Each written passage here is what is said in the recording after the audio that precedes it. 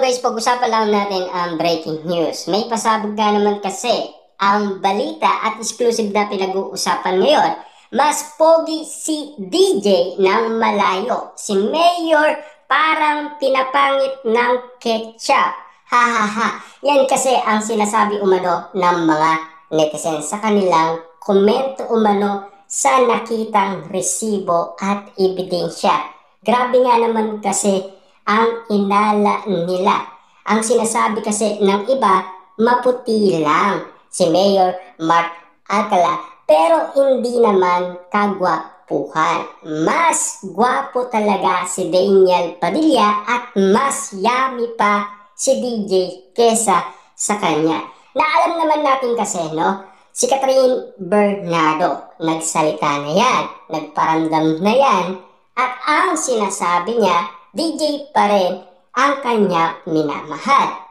Pero meron pa rin nabanggit si Direk Cathy dahil sa katanungan ng balita na baka pwede pa sila magkaroon ng panibagong movie. Yan kasi ang mga balita na pinag-usapan. At lalong-lalo na, siyempre alam niyo naman siguro, no? Nang dahil pinag-uusapan umano sina Mayor Mark Alcala at Catherine Bernardo, parang magkamuka na daw sila. Parang same noon na pinag-uusapan sina Alden Richard at Catherine Bernardo na parang magkamuka na daw sila. Hindi nalalayo kasi ang mga isyu dahil alam niyo naman siguro, noon ay sinasabi din nila na magkamuka na daw sina Daniel at si Catherine Bernardo. Kasi alam niyo naman siguro, no? Nakita na ang kanilang soulmate sa isa't isa. Yun kasi ang paniniwala ng karamihan. Lalong-lalo na kasi yun ang nakikita nila. Pero ano nga ba talaga ang katotohanan? Mas gwapo ba talaga si Daniel Padilla kesa kay Mayor Mark Alcala? Or talagang gusto lang nila na si Daniel Padilla ang balikan ni Catherine Bernardo? Hindi ba ganon? Or baka nga naman kasi mas bet na bet nila si Daniel Padilla. Pero meron pa rin kwento-kwento kaya nga naman pala iniwanan daw ni Alden Richard si Catherine Bernardo. Mas pinili daw niya si Mayor Mark Alcala. Baka daw si Alden Richard ay na-turn off daw. Yan kasi ang kwento-kwento. Kaya nga naman kasi iniiwasan ni Catherine Bernardo. Kasi meron na siyang iba.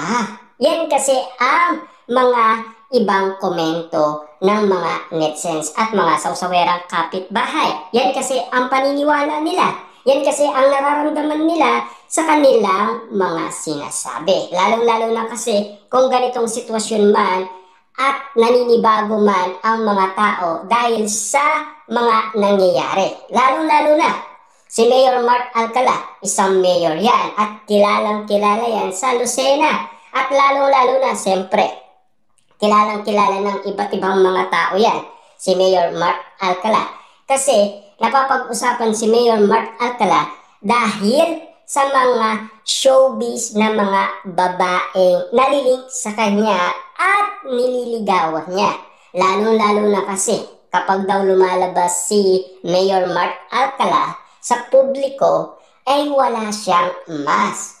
Pero sa pagkakataong ito na spotted umano si Mayor Mark Alcala, bakit siya nakamas? Yan kasi ang malaking katanungan at big question ng mga tao, kaya nga naman sila nagdududa na at nagtataka na. Parang hindi na umano resibo ang mga paniniwala nila, katotohanan na. Yan kasi ang paniniwala nila. Lalong-lalo na nahuhuli din nila si Mami Min Bernardo. Dahil laging magkaaway umano sina Catherine Bernardo at Mami Min Bernardo. Kasi sa katigasan ng ulo ni Catherine Bernardo, isa pa yung resibo at ebidensya na magpapatotoo sa kanilang paniniwala, lalo-lalo na sa kanilang prediksyon. Yan kasi ang mga nalalaman natin na ulat ng mga balitang nangyayari umano sa social media na pinag-uusapan, lalo-lalo na kasi Mabilis nga naman kasing kumalat dahil trending na trending at viral na viral ang mga usapin. Basta't si Catherine Bernardo ang kwento-kwento nga naman kasi sa social media. Lalong-lalo na sa ganitong sitwasyon, hindi na maitatago ni Catherine Bernardo at Mayor Mark Alcala kasi lumantad na daw sila. Yan kasi ang inala ng karamihan na baka lumiliit na daw ang mundo ni Catherine Bernardo at Mayor Mark Alcala sa kanilang inala at lalong-lalo na sa kanilang paniniwala. Yan kasi ang mga nararamdaman nila, nakakaaka nga naman kasi, lalong-lalo na kasi, unang nagbalita sa ating Ogie Diaz, walang naipakitang resibo or ebidensya. Paulit-ulit na lang ang kwento, pero wala pa rin nangyayari. Wala pa rin ganap na resibo at ebidensya. Sa katunayan niya, bakit nga naman kasi pinagkakaguluhan ngayon si Catherine Bernardo at Mayor Mark Alcala? Lalong-lalo na si Catherine Bernardo, deadma kasi sa mga kwento-kwentong nangyari umano sa NAIA. Ayon kasi sa mga netizens at mga sausawerang kapitbahay dahil nalalaman kasi nila umingi ng short vacation si Catherine Bernardo. At ang katanungan nila, sino ang isasama niya? Yan kasi ang big question. Ngayon, nalaman na nila kung sino talaga ang isasama ni Catherine Bernardo. Bagamat hindi sila nagpaalata, pero isang place lang ang pupuntahan nila. Ayon kasi sa mga netizens, madali na lang yon para kay Mayor at Catherine Bernardo. Parang napag-usapan na yan nila.